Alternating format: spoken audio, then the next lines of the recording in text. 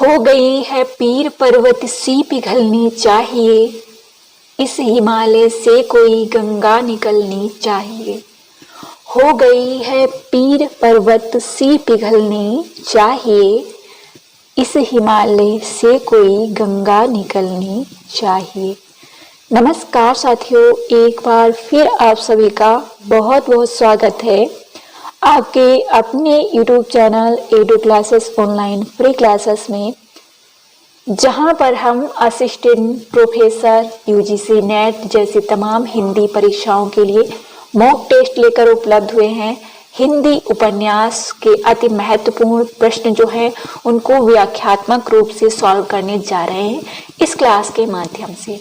तो साथियों, यदि आप कई सालों से या कई महीनों से प्रयासरत हैं अपने लक्ष्य के लिए, तो निश्चित मानिए कि आपको सफलता जरूर मिलेगी। बस आप जो है नेवर गिव अप में काम करेंगे, राइट। तो चलिए स्टार्ट करते हैं आज की यह क्लास। जो भी अभ्यर्थी निःशुल्क तैयारी करना चाहते हैं तो आप हमारे साथ जुड़ सकते हैं हमारे free YouTube channel edu classes में। और साथ ही आप सभी के लिए है हमारा फ्री टेलीग्राम चैनल, जहां पे आपको सभी पीडीएफ बिल्कुल फ्री में उपलब्ध हैं। तो UP TGT, PGT, KVS, NVS, TET, CTET, SET, UGC NET, UPHSC, assistant professor, it's कोई भी एग्जाम हो आपका हिंदी साहित्य का, उसके लिए ये क्लासेस बहुत ही हेल्पफुल होने वाली हैं। तो साथियों चलिए, हिंदी उपन्यास के आज मैं आप सभी के लिए बहुत सारे प्रश्न लेकर आई हूँ जो हम यहाँ पे सॉल्व करने वाले हैं। और यदि आपने हमारी पहले की क्लासेस नहीं देखी है तो आप लोग जरूर से जरूर देख लीजिए, ताकि आपकी तैयारी और बेहतर हो जाए आगामी परीक्षाओं के। पहला प्रश्न आप लोगों की स्क्रीन पे आ चुका है, आप लोग जवाब देंगे। शिवपालगंज किस उपन्यास से संबंधित है? आप सभी लोग इन प्रश्नों का उत्तर देंगे, क्योंकि आज मैं इस तरीके से प्रश्न पढ़ने वाली हूँ। शिवपालगंज किस उपन्यास से संबंधित है? विश्रामपुर का संत, राग दरबारी, आधा गांव, मैलांचल। साथियों, शिवपालगंज जो जिला है या शहर है वो आधारित है, वह संबंधित है बी ऑप्शन राग दरबारी से। राग दरबारी और विश्रामपुर का संत, ये दोनों ही उपन्यास जो है लिखित है श्रीलाल शुक्ल के द्वारा। राग दरबारी 1968 और विश्रामपुर का संत 1998। नोट करेंगे, जैसा कि हमेशा की तरह मैं आपसे कहना चाहूंगी कि आपकी नोटबुक आपके हाथ में होनी चाहिए। शिवपालगंज राग दरबारी से संबंधित है और राग दरबारी एक व्यंग्य उपन्यास है, 1968 में प्रकाशित है। विश्रामपुर का संत भी श्रीलाल शुक्ल जी का उपन्यास है और 1998 में प्रकाशित है। आधा गांव 1966 में प्रकाशित हुआ है और मैलांचल 1954 में। तो आज के पहले प्रश्न का जवाब बी ऑप्शन हो जाएगा। चलिए आगे बढ़ते हैं। अगला प्रश्न हमारा जो है, हिंदी के किस आलोचक ने देवरानी जेठानी की कहानी को हिंदी का प्रथम उपन्यास माना है? फिर से क्वेश्चन को रिपीट करती हूँ। हिंदी के किस आलोचक ने देवरानी जेठानी की कहानी को हिंदी का प्रथम उपन्यास माना है? 4 ऑप्शन है, नामवर सिंह जी, रामविलास शर्मा जी, विजय मोहन सिंह जी, गोपाल राय जी। तो सही जवाब आपका हो जाएगा डी ऑप्शन, गोपाल राय जी। देवरानी जेठानी की कहानी जो है, इसके रचनाकार कौन है आप कमेंट बॉक्स में बताएंगे। देवरानी जेठानी का प्रकाशन जो है, देवरानी जेठानी की कहानी जो है, इसका प्रकाशन 1870 में हुआ है और इसको प्रथम उपन्यास माना है गोपाल राय जी ने। तो D option is right answer हो जाएगा। आगे बढ़ते हैं। अगला प्रश्न हमारा है, जो प्रकाशन क्रम से लगाना है कि प्रथम कौन सा प्रकाशित हुआ, उसके बाद में कौन सा प्रकाशित हुआ। इस तरीके से निराला जी के उपन्यासों का प्रकाशन की दृष्टि से सही अनुक्रम कौन सा है? तो निराला जी छायावादी रचनाकार हैं और उनका जन्म समय जो है 1898 है। महिषादल से संबंधित है ये कोई संप्रदाय या संस्था होगी जिससे संबंधित है ये। तो यहाँ पे आपका सही जवाब हो जाएगा ए ऑप्शन, अप्सरा, अलका, निरुपमा, प्रभावती। अप्सरा 1931 में प्रकाशित हुआ है, Alka 1933, Nirupama 35, Prabhavati 1936। A option is right answer हो जाएगा। आगे बढ़ते हैं, यहाँ पे लगाना है आपको मैथ्स से प्रश्न। इसमें जो ऑप्शन दिए गए हैं कि कृष्णा सोवती जी हैं, श्रीलाल शुक्ल जी हैं, राही मासूम रजा जी हैं, कमलेश्वर जी हैं। इधर है कितने पाकिस्तान, टोपी शुक्ला, समय सरगम, विश्रामपुर का संत, जुलूस। तो देखिए प्रश्न इस तरीके से रिपीट होते हैं जैसे अभी हमने देखा है। पहले मैंने आपको बताया कि विश्रामपुर का संत जो है श्रीलाल शुक्ल जी का है, और जो राग दरबारी है। उसी तरीके से यहाँ पे अब आपको यदि पता है कि आपने उस प्रश्न को व्याख्यात्मक रूप से पढ़ा है तो आप जो है सही जवाब देंगे कि बी ऑप्शन का 4 ऑप्शन होगा जो इसमें डी ऑप्शन में दिया गया है। तो आप आसानी से प्रश्न का जवाब दे सकते हैं। तो यहाँ पे आगे हम देखेंगे कि कृष्णा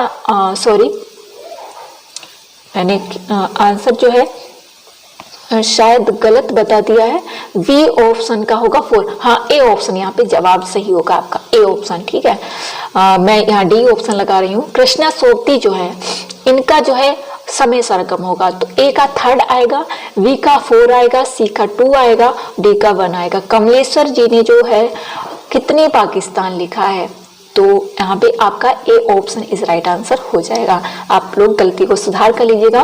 कृष्णा सोवती, समय सरगम, श्रीलाल शुक्ल, विश्रामपुर का संत, राही मासूम रजा का हो जाएगा टोपी शुक्ला, और कमलेश्वर का हो जाएगा कितने पाकिस्तान। अच्छा, आप लोग कमेंट बॉक्स में बताएंगे कि जुलूस किसका उपन्यास है। ठीक है, मैं तो बता ही देती हूँ कि जुलूस जो है फणीश्वर नारायण का 1965 में प्रकाशित उपन्यास है। ठीक है, चलिए आगे बढ़ते हैं। निस्सहाय हिंदू उपन्यास के लेखक हैं। निस्सहाय हिंदू की में जो वर्णन किया गया है वो गौ हत्या का वर्णन किया गया है, और 1890 में ये उपन्यास प्रकाशित हुआ था। वी ऑप्शन राधा कृष्ण दास सही जवाब हो जाएगा। यदि आप हिंदी की किसी भी परीक्षा की तैयारी कर रहे हैं और आपको हमारी क्लासेस पसंद आ रही हैं तो आप लोग मुझे जरूर बताइएगा कि आप किस परीक्षा की तैयारी कर रहे हैं, उसी के अनुसार मैं क्लासेस लेकर आऊंगी। ठीक है, मुन्नी मोबाइल किसका उपन्यास है। विधा से संबंधित प्रश्न पूछे जाते हैं कि मुन्नी मोबाइल किस विधा की रचना है, तो मुन्नी मोबाइल जो है उपन्यास है। ए ऑप्शन प्रदीप सौरभ का। ठीक है, A option is right answer हो जाएगा। पिंजरे में मैना, देखिए यहाँ पे जो प्रश्न दिखाई दे रहा है, ये पिंजरे में मैना जो है किसकी आत्मकथा है, तो ये है चंद्र किरण सोनी रिक्शा की। ठीक है, नोट कर लीजिएगा क्योंकि सामने आ गया। तो ये भी देखिए एक एक जैसे एक एक बूंद से घड़ा भरता है वैसे ही एक एक प्रश्न से परीक्षा की तैयारी होती है ना। सभी एक एक प्रश्न जो है बहुमूल्य होता है एक परीक्षार्थी के लिए। जब वह परीक्षा हॉल में बैठा होता है और उस प्रश्न का आंसर नहीं पता होता है तब उसको खेद होता है कि काश हमने और पढ़ लिया होता, किसी इस पुस्तक को और पढ़ लिया होता तो उस पुस्तक में हमें ये प्रश्न मिल जाता। राइट, ये है।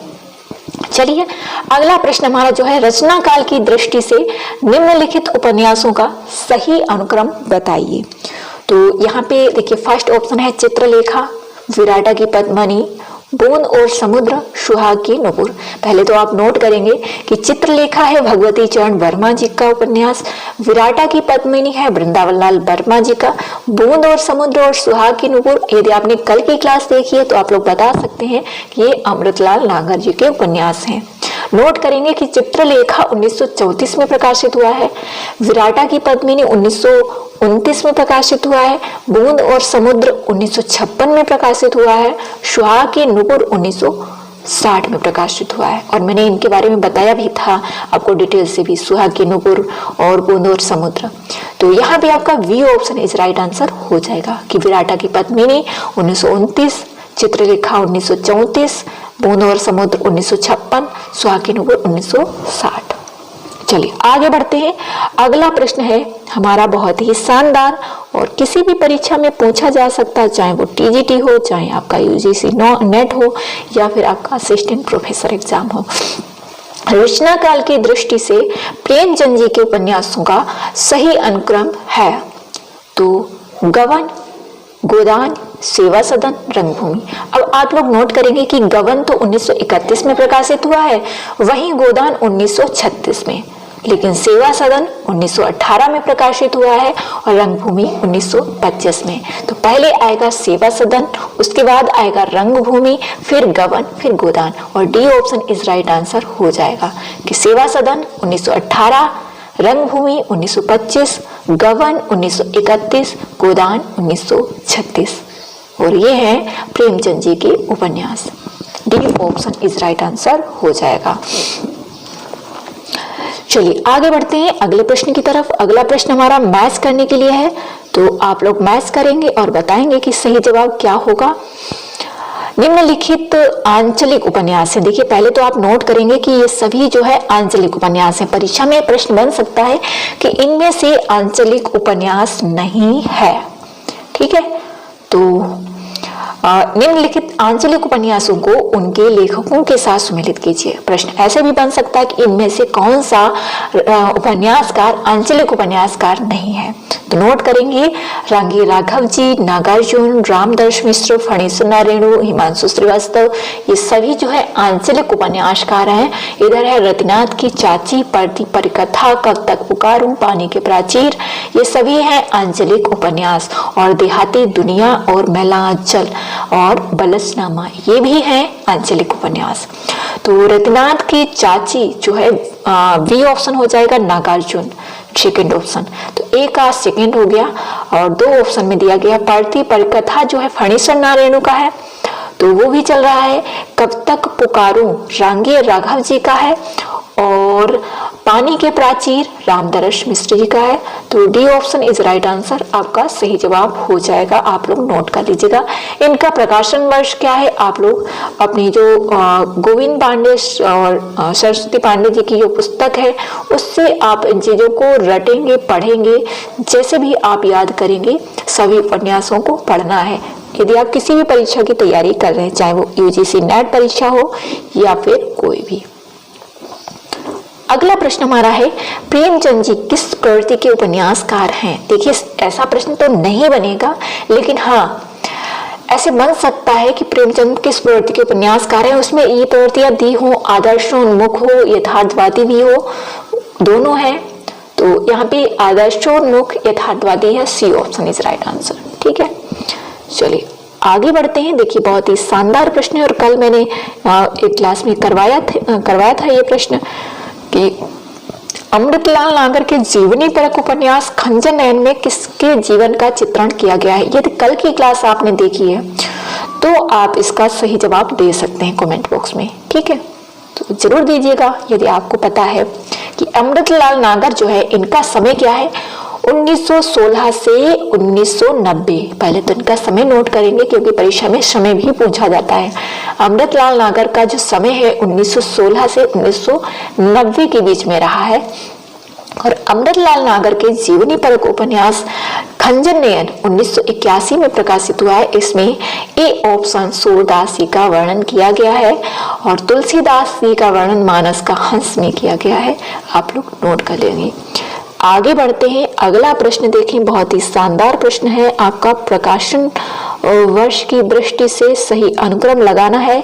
इनमें भी तो तमस है, सूखा बरगद है, आधा गांव है, झूठा सच है। तो देखिए झूठा सच 1960 में प्रकाशित हुआ है। वैसे दो भाग आए हैं, तो 1958 और 60 दो भाग हैं इसके। आधा गांव 1966 में प्रकाशित हुआ है, तमस 1973 और सूखा बरगद 1986।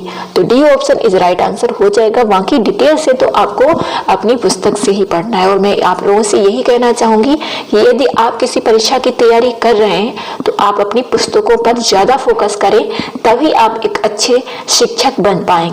राइट, क्योंकि आप पढ़ रहे हैं तो आप एक शिक्षक बनने के लिए पढ़ रहे हैं और आप शिक्षक वही तभी बन पाएंगे जब आप अच्छे से अध्ययन करेंगे। ठीक है, तो हमें अच्छे से अध्ययन करना है, तभी तो हम अच्छे से पढ़ा सकते हैं किसी को। राइट, तो पढ़ाने के लिए पढ़िए। चलिए आगे बढ़ते हैं और यहाँ पे हम अगले प्रश्न पर देखते हैं कि मैच करना है। गबन, नदी के द्वीप, मैलांचल, पांडभट्ट की आत्मकथा। तो पहले तो मैं आपको इनका प्रकाशन वर्ष बता देती हूँ। यदि आप नोटबुक लेकर बैठे हैं तो गबन जो है प्रेमचंद जी का है और इसका समय मैं पहले ही बता चुकी हूँ कि 1931। नदी के द्वीप जो है ये अज्ञे जी का है, 1951। मैला आंचल फणीसुरनाथ रेणु जी का है 1954 में। वाणभट्ट की आत्मकथा हजारी प्रसाद द्विवेदी जी का है 1946। अब इनके जो पात्र हैं उनसे मैच करना है। तो गबन का है जालपा, तो ए ऑप्शन आपका सही जवाब हो जाएगा, क्योंकि एक में ही ए में थर्ड दिया गया है। गबन का है जालपा, और नदी के द्वीप जो है इसका है भुवन, और वाणभट्ट की आत्मकथा इसमें आएंगी निपुणिका। ओके, और मैला आंचल में आएंगे डॉक्टर प्रशांत, और जो मृणाल हैं ये आते हैं आपके त्यागपत्र में। ठीक है, तो त्यागपत्र तो यहाँ पे दिया नहीं गया है जयनंद जी का, लेकिन आप इसको नोट कर सकते हैं, और त्यागपत्र 1934 में प्रकाशित हुआ था। ठीक है, चलिए आगे बढ़ते हैं अगले प्रश्न की तरफ। प्रश्न तो सिंपल सा है, निम्नलिखित में से 10 द्वारी का पिंजरा किस उपन्यास के रचनाकार हैं? मैं आपसे प्रश्न ये पूछूं कि 10 द्वारी का पिंजरा किस विधा का है, तो आपने जब पढ़ा होगा तभी इसका जवाब दे पाएंगे कि उपन्यास है। तो 10 द्वारी का पिंजरा ए ऑप्शन हो जाएगा, अनामिका जी का उपन्यास है। ठीक है, महिला लेखिका जो है। अगला प्रश्न आप लोगों के सामने है, और इसको आप देखेंगे कि रचना काल की दृष्टि से निम्नलिखित उपन्यासों का सही अनुक्रम है।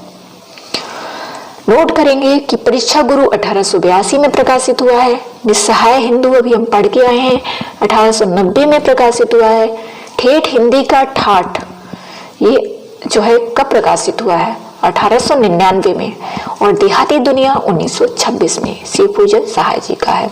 और देहाती दुनिया भी आपका जो है आंचलिक उपन्यास है। तो 1882, 1890, 1899, 1926, ये ऑप्शन इज राइट आंसर हो जाएगा।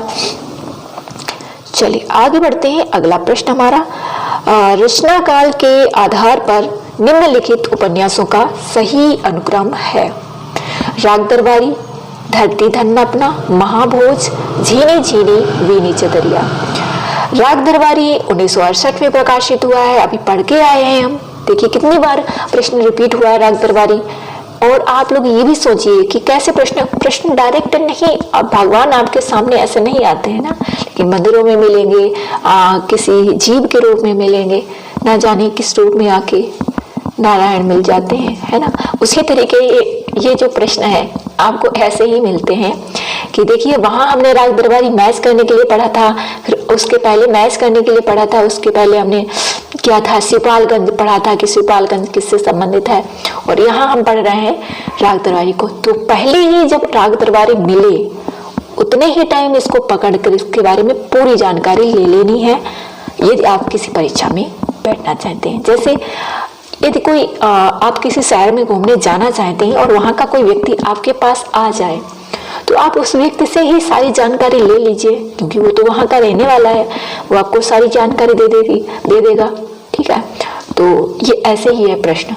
जैसे राग दरबारी को आपने देखा, तो राग दरबारी किसका है, राग दरबारी का प्रकाशन वर्ष क्या है, राग दरबारी के पात्र क्या है, राग दरबारी का विषय क्या है, ये सब कुछ आपको पता होना चाहिए। बस इससे ज्यादा कुछ बन नहीं सकता परीक्षा में। और हाँ, ये सब कुछ तब याद रहेगा जब आप निरंतर अध्ययन करेंगे, बराबर प्रैक्टिस करेंगे। जितना ही रिवीजन करेंगे उतना ही अच्छा स्कोर होगा, क्योंकि पता नहीं कब क्या भूल जाए और परीक्षा में कब क्या पूछा जाए। राइट, तो राग दरबारी 1968, धरती धन्ना अपना 1972, महाभोज 1981, झीनी झीनी बीनी चदरिया 1986। अब ये किसकी रचनाएं हैं, किसके उपन्यास हैं, ये आप लोगों को सर्च करना आप लोगों का काम है, क्योंकि एक एक से ही तो काम नहीं चलेगा। श्रीलाल शुक्ल जी का जिससे राग दरबारी है, तो राग दरबारी के अलावा और भी उपन्यास इन्होंने लिखे हैं, वो भी परीक्षा में पूछा जा सकता है, जैसे विश्रामपुर का संत, है ना। तो आप सभी को देखना ही है, A option is right answer हो जाएगा। इतना तो मैंने बता दिया है क्रम। राग दरबारी 1968, धरती धन्ना अपना 1972, महाभोज धरती धन्ना अपना 1972 है, और यहाँ पे जो महाभोज उपन्यास है 1979 है, इसका समय 1979 है, मैं 71 बता रही हूँ, 1979 है यहाँ पे, क्योंकि ये उपन्यास है। ठीक है, और नाटक भी है, तो नाटक यदि पूछा जाए तो 1981 हो जाएगा। 1971 हो जाएगा। ठीक है, महाभोज 1971 में ये नाटक आया था और 79 में जो है ये रूपांतरित हुआ था। और झीनी झीनी वीनी चदरिया जो है ये 1986 में, 79 वाला है। ठीक है, ये भी आप ध्यान रखेंगे। महाभोज झीनी झीनी वीनी चदरिया 1986 है। ठीक है, 86। ठीक है, A option is right answer हो जाए। चलिए अगला प्रश्न मैच करने के लिए ही है और देखेंगे कौन सा प्रश्न यहाँ पे रिपीट हुआ है, कौन सा उपन्यास यहाँ पे रिपीट हुआ है। तो देखिए, पहले तो मैं एक चीज आपको दिखा रही हूँ कि जैसे भीष्म साहनी का तमश है, श्रीलाल शुक्ल जी का राग दरबारी है, राही मासूम रजा का जो है कौन सा है, आप लोग बताएंगे। तो पहले तो हम देखते हैं कि भीष्म साहनी का तमश कहाँ पे है। ए का 2 ऑप्शन, 2 ऑप्शन में है। श्रीलाल शुक्ल जी का राग दरबारी है तो वो है सी ऑप्शन में 4। तो इस तरीके से राही मासूम रजा का हो गया कटरा बियारजू और शिव प्रसाद सिंह का हो गया अलग अलग बैतरणी। ये सभी उपन्यास बहुत ही महत्वपूर्ण हैं, इनको आप नोट करेंगे, इनके बारे में और जानकारी लेंगे किसी भी परीक्षा के लिए, चाहे वो टीजीटी हो, चाहे पीजीटी हो, चाहे असिस्टेंट प्रोफेसर हो, चाहे यूजीसी नेट हो। ओके, तो हमारा सही जवाब सी ऑप्शन हो जाएगा। चलिए आगे बढ़ते हैं। अगला प्रश्न फिर से जो है हमारे सामने है और देखिए रिपीट होते हैं प्रश्न साथियों कि अभी हम भुवन को पढ़ के आए हैं पहले मैच करने वाले प्रश्न में। ठीक है, आप देख सकते हैं यही प्रश्न यहीं पे है, कहीं पे भुवन को हमने पढ़ा था, है ना, हमने भुवन को पढ़ा था यहीं पे। ये आप देखेंगे 4 ऑप्शन में भुवन दिखाई दे रहा है वाण भट्ट की आत्मकथा के सामने, क्योंकि थोड़ी सी प्रॉब्लम यह है कि हमारे पास जो है वो मार्क्स लगाने के लिए कुछ नहीं है। ठीक है, तो यहाँ पे भुवन देख चुके हैं आप, तो आप चलिए नीचे आप देख लीजिए कि भुवन जो है किससे मैच करेगा, है ना, नदी के द्वीप से, गोबर गोदान से, महामाया वाण भट्ट की आत्मकथा से और कुमारगिरी जो है चित्रलेखा से। तो पहले तो इनका प्रकाशन वर्ष आप लोग नोट करें, नदी के द्वीप 1951 अगेन जी का है, वाण भट्ट की आत्मकथा 1946 हजारी प्रसाद द्विवेदी का है, पहले भी पढ़ के आए हैं। मृगनयनी है वृंदावन वर्मा का 1950 में प्रकाशित हुआ है, गोदान 1936, चित्रलेखा भगवती चरण वर्मा का है 1934, जो अभी हम क्रम में लगा के आए हैं। तो गोबर 4, ए का 4 2 ऑप्शन में है, आगे बढ़ेंगे भुवन, नदी के द्वीप वी का 1, तो हमारा फर्स्ट ऑप्शन सही जवाब हो जाएगा, कुमारगिरी चित्रलेखा और महामाया वाण भट्ट की आत्मकथा। चलिए आगे बढ़ते हैं। अगला हमारा प्रश्न जो है वो है कि मेरी तेरी उसकी बात के लेखक कौन है। तो वी ऑप्शन यशपाल, दिव्या, अनीता जैसे इन्होंने उपन्यास लिखे हैं, तो वी ऑप्शन हो जाएगा। और इसके बारे में आपको इनके बारे में डिटेल से पढ़ना है। भगवती चरण वर्मा, अमरलाल नागर, शिव प्रसाद सिंह, यशपाल जी, ये अक्सर परीक्षाओं में पूछे ही जाते हैं। चलिए आगे बढ़ते हैं। अगला प्रश्न जो हमारा है मैच करने के लिए नहीं है, ये क्रम लगाने के लिए है। पहले तो आप नोट करेंगे कि निम्नलिखित मनोवैज्ञानिक उपन्यासों का सही अनुक्रम कौन सा है। तो इस पहले तो ये है मनोवैज्ञानिक उपन्यास। ठीक है, सन्यासी, अजय की डायरी, अपनी अपनी अजनबी, कल्याणी। कल्याणी 1939 में प्रकाशित हुआ है, सन्यासी 1940 में प्रकाशित हुआ है, अजय की डायरी 1960 में प्रकाशित हुआ है, अपने अपने अजनबी 1961 में प्रकाशित हुआ है। B option is right answer. अब ये किसके हैं ये आपको सर्च करना है, आपको देखना है। ठीक है, ये आपके लिए काम है। कल्याणी 1939, सन्यासी 1940, अजय की डायरी 61, अपने अपने अजनबी 1961, अजय की डायरी 1960, अपने अपने अजनबी 1961, बी ऑप्शन। फिर से एक प्रश्न हमारा आ चुका है क्रमागत। प्रकाशन के अनुसार इन उपन्यासों का सही अनुक्रम क्या है। आप लोग प्रश्न को रोककर भी आंसर दे सकते हैं, है ना। मैं आंसर आपको बताऊं उससे पहले आप प्रश्न को रोककर जवाब दे सकते हैं। साथियों, जितना ज्यादा आप प्रैक्टिस करेंगे, सच मानिए आपको उतनी ही बेहतरीन सफलता मिलेगी। प्रकाशन के अनुसार इन उपन्यासों का सही अनुक्रम जो है वो आप नोट करेंगे। नदी के द्वीप 1961 और 1951, नदी के द्वीप अगेन जी का है। अंधेरे बंद कमरे 61, वे दिन 1964, भागीरथी 1877। तो अब सबसे पहले तो आपको पढ़ना है कि भागीरथी कहाँ पर है, डी ऑप्शन में है। भागीरथी 1877, नदी के द्वीप 1951, अंधेरे वन कमरे 1961, वे दिन 1964। D option is right answer हो जाएगा। तो ये थी हमारी आज की क्लास और ये था हमारा आज का लास्ट प्रश्न। आप सभी को ये क्लास कैसी लगी हमें कमेंट बॉक्स में जरूर बताइएगा। वैसे आप सभी के लिए क्लास बहुत ही शानदार है, बहुत ही बेहतरीन है और बहुत ही हेल्पफुल होने वाली है, ये मुझे पता है। ठीक है, तो चलिए, यदि आप इस चैनल पर न्यू हैं तो चैनल को सब्सक्राइब कर ही लिया होगा आप सभी ने।